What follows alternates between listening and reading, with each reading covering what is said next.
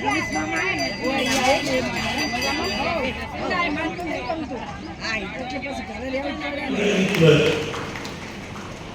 જેને સંતોના ચરણમાં બેસવું ગમે છે. અહીં આગળ કંઈ પણ જરૂરિયાત હોય અમે ફોન કરીએ ત્યારે એમ કે એક શાસ્ત્રીજી બધું આવી જશે.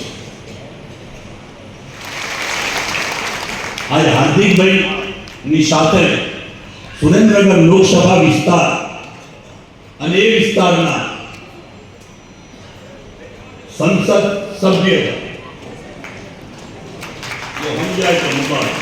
તરીકેનું પ્રતિનિધિત્વ જે કરવા જઈ રહ્યા છે એવા ચંદુભાઈ શિહોરા આપણે ત્યાં ઉપસ્થિત છે.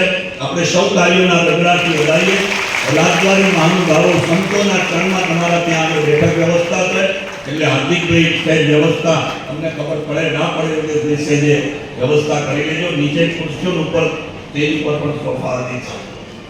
બીજા નંબરમાં આ પૂરી આજનો અહીં આગળ ભોજન પ્રસાદ જે છે એ ભોજન પ્રસાદનો તમામ ખર્ચ નટુજી ઠાકોરે ઉપાડ્યો. આપણે એક હોલ બન્યો હતો ત્યારે ગુરુ પૂર્ણિમા મહોત્સવે આશીર્વાદ એમને આપ્યા. બીજો હોલ આપણો થઈ ગયો પણ ઉપસ્થિત છે ત્યારે માંડલ સરપંચ એમના સિરે થયા. આપણે વિશેષ કંઈ કહેવું નથી, સમજદાર છો, મારે કંઈ પણ કહેવું નથી. બોલો સાહેબ, પ્રાકૃતિક ખેતીનો સંદેશ આપે એની સાથે જોડાશો? ગાયને માટેની વાતો કરે એની સાથે જોડાશો?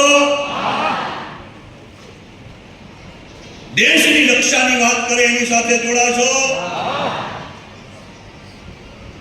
તો પછી ફોટો પાડી લો.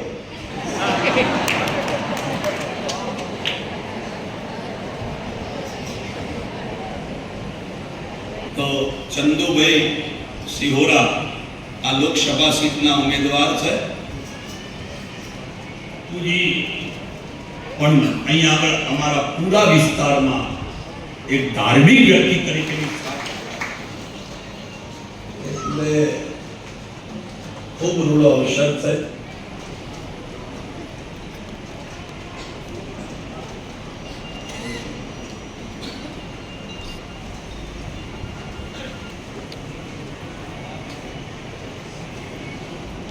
જયરામદાસજી બાપુ પધાર્યા છે ત્યારે એમના સ્વાગત માટે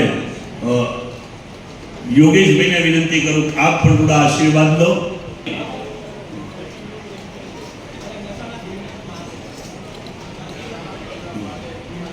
ભીમનાથ મહાદેવ પ્રકાશપુરીજી મહારાજ ભીમનાથ મહાદેવ એ પધાર્યા છે. એમનું સ્વાગત વિશાવડી જગ્યાથી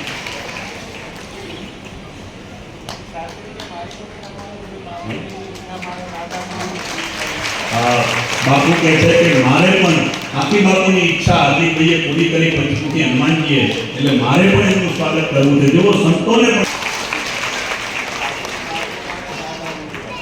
આ વિસ્તાર સુરેન્દ્રનગર એના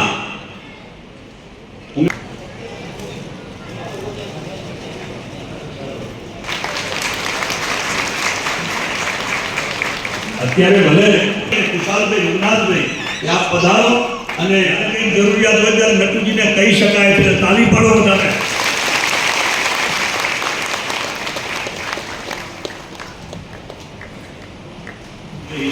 અત્યારે મગાઈની ચૂંટણી આચારસંહિતા થઈ ગઈ. આવો પધારો.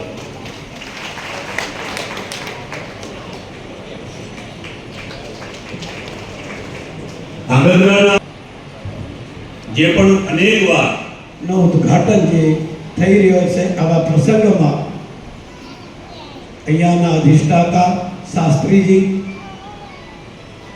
અને જગન્નાથ મંદિરના મહંત શ્રી દિલીપદાસજી, સાયલા ભગતની જગ્યાના મહંત શ્રી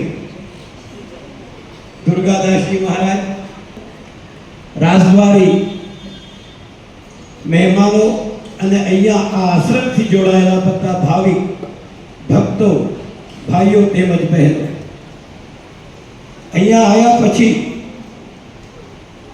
આ શાસ્ત્રીજીનો વૈભવ જોવા મળ્યો. વૈભવ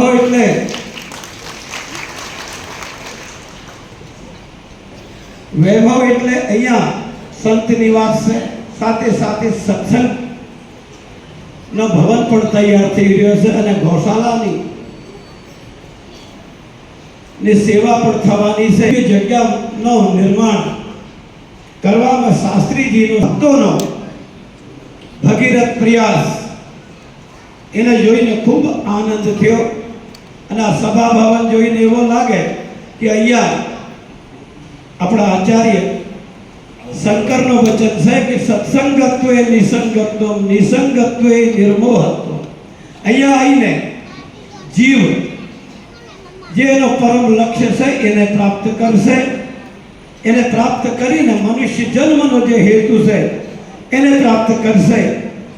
વધારે ના કહેતા, વધારે સમય ના લેતા હું તો એટલું અને પ્રાકૃત ભાષા એટલે ગુજરાતી, ઠેઠ ગુજરાતી મેં એમની કથામાં આપણે ધર્મો રક્ષકે રક્ષિતા. તો આપણે આ ધર્મનું પાલન કરીશું તો ધર્મ આપણો પાલન કરશે એવી કલ્પના, આ કલ્પના થકી આપણે